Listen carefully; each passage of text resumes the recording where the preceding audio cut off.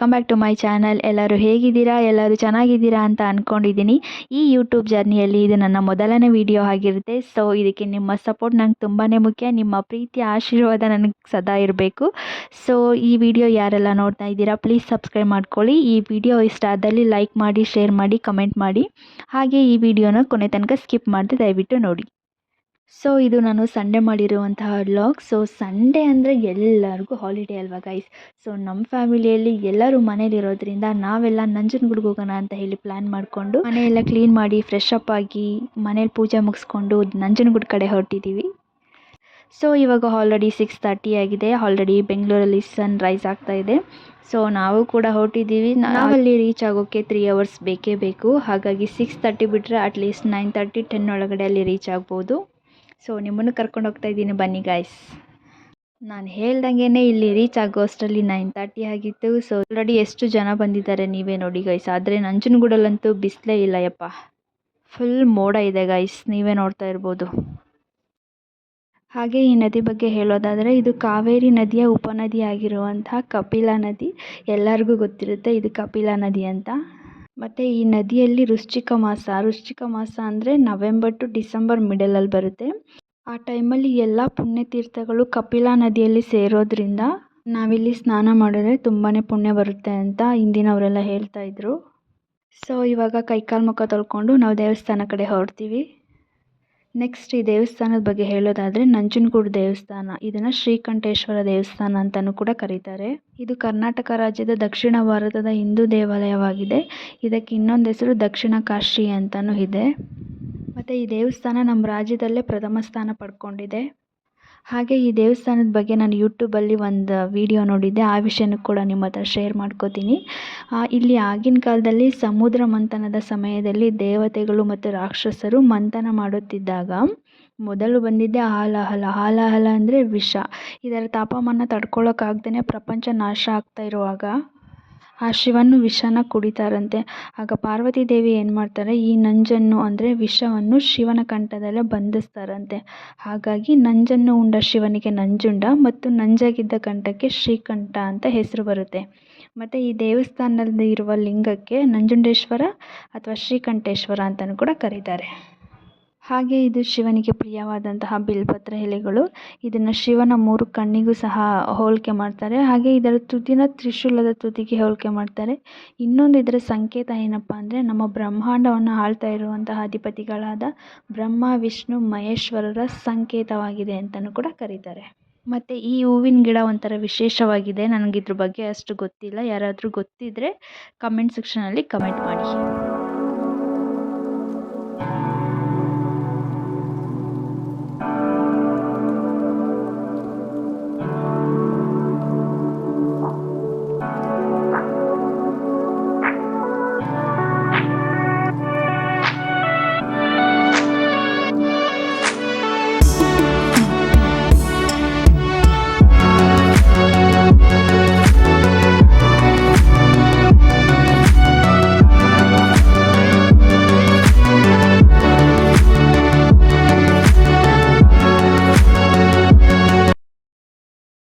ಹಾಗೆ ಇಲ್ಲಿನ ಇನ್ನೊಂದು ವಿಶೇಷತೆ ಏನಂತ ಅಂದರೆ ಇಲ್ಲೊಂದು ಬಿಲ್ವಪತ್ರೆ ಮರ ಇದೆ. ಅದು ಭೂಮಿಗೆ ಬೇರೆ ಬಿಟ್ಟಿಲ್ಲ ಗೈಸ್, ಅದು ನೋಡೋಕ್ಕಂತ ಬಂದಿದ್ದೀವಿ. ನೋಡಿ ಇಲ್ಲಿ ಕಾಣ್ತಾ ಇದೆಯಲ್ಲ, ವಿಂಡೋಯಿಂದ ಆ ಕಡೆ ಇದೆ. ತುಂಬ ಜನ ಬಂದು ನೋಡ್ತಾ ಇರ್ತಾರೆ. ಇದು ಭೂಮಿಗೆ ಬೇರೆ ಬಿಟ್ಟಿಲ್ಲ ಆ್ಯಕ್ಚುಲಿ, ಅದು ಹಾಗೇ ದೇವಸ್ಥಾನದ ಮೇಲೇ ಈ ಥರ ಬೆಳ್ಕೊಂಡಿದೆ. ಶಿವನ ಶಕ್ತಿ ಇಲ್ಲದೆ ಇದು ಯಾವುದು ನಡೆಯಲ್ಲ ಅಲ್ವಾ. ಹಾಗೆ ಇಲ್ಲಿನ ಇನ್ನೊಂದು ಸ್ಪೆಷಲ್ ಪ್ಲೇಸಿಗೆ ಕರ್ಕೊಂಡು ಹೋಗ್ತೀನಿ ಬನ್ನಿ. ಇಲ್ಲಿ ಜನರು ಏನು ಬರಿತಾ ಇದ್ದಾರೋ ಹಾಗೆಯೇ ನಮ್ಮ ವಿಶಸ್, ನಮ್ಮ ಕೋರಿಕೆಗಳನ್ನ ನಾವು ದೇವ್ರಿಗೆ ಕೇಳೋ ಮುಖಾಂತರ ಇಲ್ಲಿ ಬರೆದು ದೇವ್ರಿಗೂ ಕೂಡ ನಾವು ತಿಳಿಸಬಹುದು. ನೀವು ನೋಡ್ತಾ ಇರ್ಬೋದು, ಇದು ಆಗಿನ ಕಾಲದಲ್ಲಿ ಕಟ್ಟಿರುವಂಥ ದೇವಸ್ಥಾನ ಇನ್ನೂ ಎಷ್ಟು ಚೆನ್ನಾಗಿದೆ ಅಂತ. ಹಾಗೆ ನಾವು ಆವಾಗವಾಗ ಈ ಥರ ದೇವಸ್ಥಾನಗಳಿಗೆ ಬರ್ತಾ ಇರಬೇಕು. ಯಾಕೆಂದರೆ ನಮ್ಮ ಮನಸ್ಸಲ್ಲಿ ಅಥವಾ ನಮ್ಮ ಲೈಫಲ್ಲಿ ಏನಾದರೂ ನೆಗೆಟಿವಿಟಿ ಇದ್ದರೆ ಈ ಥರ ದೇವಸ್ಥಾನಗಳಿಗೆ ಬಂದರೆ ನಮ್ಮ ಮನಸ್ಸಲ್ಲಿ ಅಥವಾ ನಮ್ಮ ಲೈಫಲ್ಲಿ ಏನೋ ಒಂದು ಪಾಸಿಟಿವ್ ವೈಬ್ಸ್ ಕ್ರಿಯೇಟ್ ಆಗುತ್ತೆ ಅಂತಲೇ ಹೇಳ್ಬೋದು. ಹಾಗೆ ನೀವು ನೋಡ್ತಾ ಇರ್ಬೋದು ಇಲ್ಲಿರುವಂತಹ ಬಸವ, ಇದು ಕಪ್ಪು ಶಿಲೆಯಿಂದ ನಿರ್ಮಿತವಾಗಿದೆ. ಹಾಗೆ ಇದು 8 ಅಡಿ ಎತ್ತರ ಇದೆ ಅಂತಲೂ ಕೂಡ ಹೇಳ್ತಾರೆ.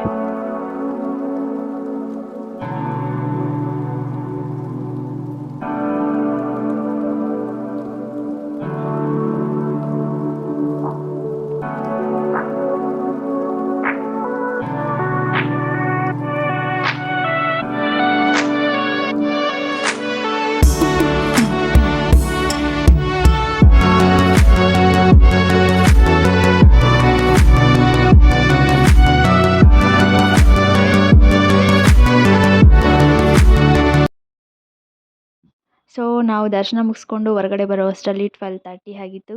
ದೇವಸ್ಥಾನಕ್ಕೆ ಬಂದಮೇಲೆ ದೇವ್ರ ಪ್ರಸಾದ ಯಾರು ಬಿಡ್ತಾರೆ ಹೇಳಿ? ಯಾರೂ ಬಿಡಲ್ಲ. ನೋಡ್ತಾ ಇದ್ದೀರಲ್ಲ ಎಷ್ಟು ಜನ ಭಕ್ತಾದಿಗಳು ಪ್ರಸಾದ ತಿನ್ನೋಕೆ ಅಂತ ಕೂತಿದ್ದಾರೆ. ಸೊ ಪಾಯಸ ಮತ್ತು ಅನ್ನ ಸಾಂಬಾರು ಕೊಟ್ಟಿದ್ರು, ಅದನ್ನು ತಿನ್ಕೊಂಡು ಮನೆ ಕಡೆ ಹೊರಟ್ವಿ.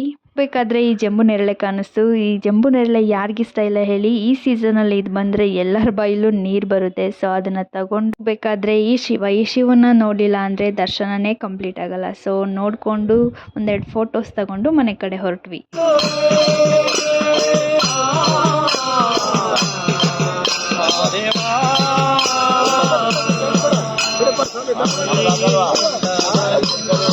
ಹಾಗೆ ನೆಕ್ಸ್ಟ್ ಡೇಯಿಂದ ಲಾಗ್ ಕಂಟಿನ್ಯೂ ಮಾಡ್ತಾ ಇದ್ದೀನಿ. ಸೊ ಇವತ್ತಿನ ಮಾರ್ನಿಂಗ್ ಬ್ರೇಕ್ಫಾಸ್ಟ್ಗೆ ಮೆಂತ್ಯ ಪಲಾವ್ ಮಾಡೋಣ ಅಂತ ಹೇಳಿ ಪ್ಲ್ಯಾನ್ ಮಾಡಿದ್ದೀನಿ. ಅದರ ರೆಸಿಪಿನೂ ಕೂಡ ನಿಮ್ಮೊಟ್ಟಿಗೆ ಶೇರ್ ಮಾಡ್ಕೊತೀನಿ. Come let's go. ಹಾಗೆ ನಾನಿಲ್ಲಿ 1 ಲೋಟ ಅಕ್ಕಿನ ತೊಳೆದಿಟ್ಕೊಂಡಿದ್ದೀನಿ. 1/4 ಕಟ್ಟಾಗೋಷ್ಟು ಮೆಂತ್ಯ ಸೊಪ್ಪನ್ನ ಕಟ್ ಮಾಡಿ ತೊಳೆದಿಟ್ಕೊಂಡಿದ್ದೀನಿ. 1-2 ಮೀಡಿಯಮ್ ಸೈಜ್ ಟೊಮೆಟೊನ ಕಟ್ ಮಾಡಿ ಇಟ್ಕೊಂಡಿದ್ದೀನಿ. ಹಾಗೆ 1-2 ಮೀಡಿಯಮ್ ಸೈಜ್ ಈರುಳ್ಳಿನ ಕೂಡ ಕಟ್ ಮಾಡಿ ಇಟ್ಕೊಂಡಿದ್ದೀನಿ. 1/4 ಕಪ್ ಆಗೋಷ್ಟು ಬಟಾಣಿನ ತೊಳೆದಿಟ್ಕೊಂಡಿದ್ದೀನಿ. 2 ಚಮಚ ತುಪ್ಪನೂ ತಗೊಂಡಿದ್ದೀನಿ. ಹಾಗೆ 1 ಟೇಬಲ್ ಸ್ಪೂನ್ ಆಗೋಷ್ಟು ಧನಿಯಾಕಾಳು ತಗೊಂಡಿದ್ದೀನಿ. 1 ಗೆಡ್ಡೆ ಬೆಳ್ಳುಳ್ಳಿನೂ ಕೂಡ ಬಿಡಿಸಿಟ್ಕೊಂಡಿದ್ದೀನಿ. ಹಾಗೆ ರುಚಿಗೆ ತಕ್ಕಷ್ಟು ಉಪ್ಪು ತಗೊಂಡಿದ್ದೀನಿ. 1 ಇಂಚು ಶುಂಠಿನ ಕಟ್ ಮಾಡಿ ಈ ಥರ ತೊಳೆದಿಟ್ಕೊಂಡಿದ್ದೀನಿ. ಹಾಗೆ 2 ಟೇಬಲ್ ಸ್ಪೂನ್ ಮೊಸರು ಕೂಡ ತಗೊಂಡಿದ್ದೀನಿ. ಹಾಗೆ ಸ್ವಲ್ಪ ಅರಿಶಿನ ಪುಡಿ, 4 ಹಸಿಮೆಣ್ಸಿಕಾಯಿ ಕೂಡ ತೆಗೆದಿಟ್ಕೊಂಡಿದ್ದೀನಿ. ಮಸಾಲೆ ರುಬ್ಕೊಳ್ಳೋಕ್ಕೆ ಅಂತ ಹೇಳಿ 1-2 ಚಕ್ಕೆ, 3 ಮೊಗ್ಗು, ಹಾಗೆ ಸ್ವಲ್ಪ ಸೋಂಪು ಕಾಳು, 1 ಸ್ಟಾರ್ ಹೂವು, 2 ಮರಾಠಿ ಮೊಗ್ಗು, ಹಾಗೆ 1 ಏಲಕ್ಕಿ ತಗೊಂಡಿದ್ದೀನಿ. ಹಾಗೆ ಒಗ್ಗರಣೆಗೆ 1-2 ಚಕ್ಕೆ, 4 ಮೊಗ್ಗು, ಸ್ವಲ್ಪ ಸೋಂಪು ಕಾಳು, 2 ಏಲಕ್ಕಿನೂ ತಗೊಂಡಿದ್ದೀನಿ. ಹಾಗೆ 3 ಟೇಬಲ್ ಸ್ಪೂನ್ ಆಗೋಷ್ಟು ಆಯಿಲ್ ತಗೊಂಡಿದ್ದೀನಿ. ಹಾಗೆ 1 ಅರ್ಧ ನಿಂಬೆಹಣ್ಣು ಕೂಡ ಕಟ್ ಮಾಡಿ ಇಟ್ಕೊಂಡಿದ್ದೀನಿ. ಹಾಗೆ 1 ಕಪ್ ಕಾಯಿ ತುರಿನ ಕೂಡ ತಗೊಂಡಿದ್ದೀನಿ. ಸ್ವಲ್ಪ ಕೊತ್ತಂಬರಿ ಸೊಪ್ಪು ಹಾಗೆ ಪುದೀನನೂ ಕೂಡ ತೆಗೆದಿಟ್ಕೊಂಡಿದ್ದೀನಿ. ಇವಾಗ ಮಸಾಲೆ ರುಬ್ಕೊಳ್ಳೋಕ್ಕೆ ಅಂತ ಹೇಳಿ ನಾನೊಂದು ಪಾತ್ರೆಯಲ್ಲಿ ಎಣ್ಣೆ ಮತ್ತು ಐಟಮ್ಸ್ನ ಹಾಕೋತೀನಿ. ಸೊ ಸ್ಟವ್ ಹಚ್ಚೋಕ್ಕೂ ಮುಂಚೆನೇ ನೀವು ಎಲ್ಲ ಐಟಮ್ಸ್ ಹಾಕೋಬಿಡಿ. ಯಾಕೆಂದರೆ ಅದು ಮುಂಚೆನೇ ಫ್ರೈ ಆದರೆ ಅಷ್ಟು ಫ್ಲೇವರ್ ಬರಲ್ಲ. ಸೊ ಹಾಗಾಗಿ ಎಲ್ಲನೂ ಹಾಕ್ಕೊಂಡು ಒಂದು 5 to 10 ಮಿನಿಟ್ಸ್ ನೀವು ಫ್ರೈ ಮಾಡಿಕೊಂಡ್ರೆ ಒಂದೊಳ್ಳೆ ಫ್ಲೇವರ್ ಬರುತ್ತೆ ನೋಡಿ.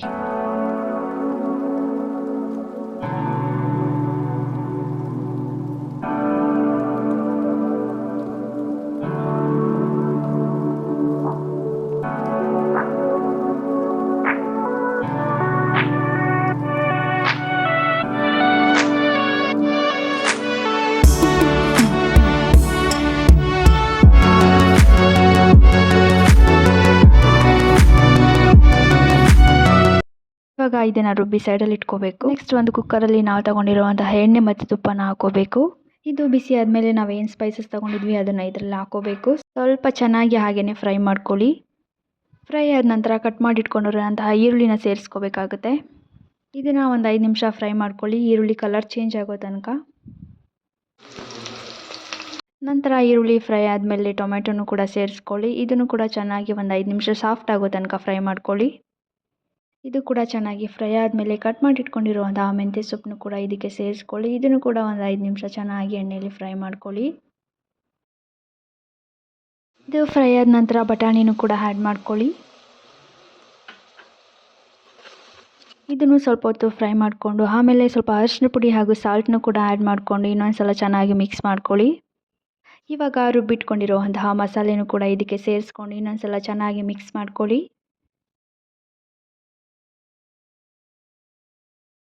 ಹಾಗೆಯೇ ಇದಕ್ಕೆ ಸ್ವಲ್ಪ ಮೊಸರು ಕೂಡ ಆ್ಯಡ್ ಮಾಡಿಕೊಂಡು ಚೆನ್ನಾಗಿ ಮಿಕ್ಸ್ ಮಾಡ್ಕೊಳ್ಳಿ.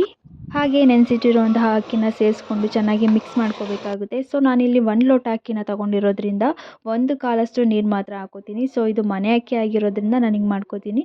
ಸೊ ನೀವು ಅಂಗಡಿಯಿಂದ ತಂದು ಮಾಡೋದಾದರೆ 1 ಲೋಟಕ್ಕೆ 2 ಲೋಟ ನೀರು ಹಾಕ್ಕೊಳ್ಳಿ ಅಥವಾ 1/4 ನೀರು ಹಾಕ್ಕೊಳ್ಳಿ. ಆವಾಗ ಅನ್ನ ಚೆನ್ನಾಗಿ ಉದುರಾಗಿ ಬರುತ್ತೆ.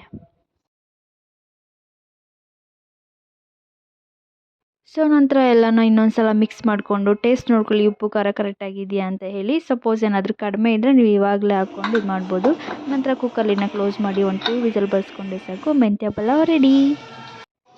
ಸೊ ಟ್ರಸ್ಟ್ ಮೀ, ಮೆಂತ್ಯ ಪಲಾವ್ ಮಾತ್ರ ಸಕ್ಕತ್ತಾಗಿ ಬಂದಿತ್ತು ಗೈಸ್. ನೀವು ಒಂದ್ಸಲ ನಿಮ್ಮ ಮನೆಗಳಲ್ಲಿ ಟ್ರೈ ಮಾಡಿ ನೋಡಿ. ಅದ್ರ ಫ್ಲೇವರ್ ಆಗಿರ್ಬೋದು, ಅದು ತಿನ್ನೋಕ್ಕೆ ಒಂಥರ ಚೆನ್ನಾಗಿರುತ್ತೆ. ನೀವು ಒಂದ್ಸಲ ಮಾಡಿಕೊಂಡ್ರೆ ಅವಾಗ ಮಾಡ್ಕೋತಾ ಇರಬೇಕು ಅಂತ ಅನಿಸುತ್ತೆ. ಸೊ ನಾನಿವಾಗ ಇದನ್ನು ಒಂದು ಪ್ಲೇಟಿಗೆ ಸರ್ವ್ ಮಾಡ್ಕೋತಾ ಇದ್ದೀನಿ. ಹಾಗೆ ನಾನು ಸೈಡಿಸ್ಗೆ ಅಂತ ಹೇಳಿ ಸ್ವಲ್ಪ ಕಬಾಬ್ ಹಾಕ್ಕೊಂಡಿದ್ದೆ, ಹಾಗೆ 1-2 ಸೌತೆಕಾಯಿ ಹಾಕ್ಕೊಂಡಿದ್ದೆ.